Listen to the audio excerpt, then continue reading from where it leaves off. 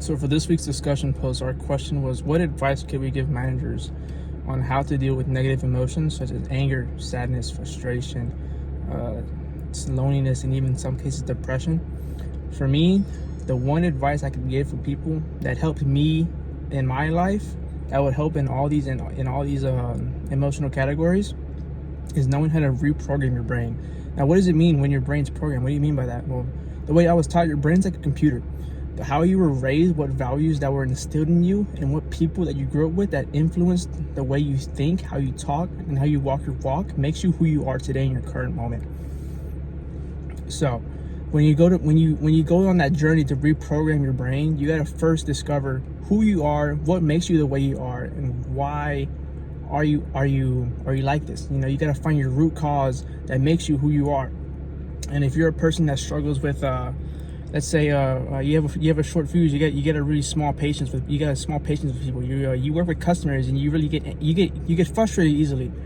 Well, first you got to figure out why you get frustrated so easily. That's your first question you got to ask yourself. Why am I getting frustrated so easily? What's making me this frustrated so quickly? So after you find your root, you gotta think to yourself, okay, how can I change this? What routes can I go to better my patience? And for me, growing up, anger was a really big thing for me. I used to get angry at a lot of small things, and I would lose my temper quite easily. I mean, growing up in sports most of my time, there was a lot of scenarios where I would get really frustrated with myself, saying to myself, man, you should have done this, or you should have ran this play, or you should have threw this pitch, or whatever it may be. I would get angry at myself at things that I couldn't change. I would be stuck in the past all the time. I would always be dwelling in the past and never looking and paying attention to what's happening in the present moment or what I can do in the future tense. So the way I took that is, okay, it's like, why am I getting angry at myself? I realized that I was dwelling in the past too much. So I was like, okay.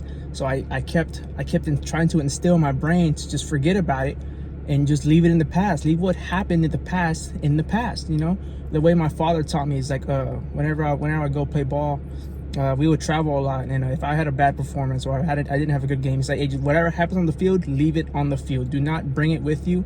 And then the same thing I can say for any instance in life. Whatever happens in the past, leave it in the past.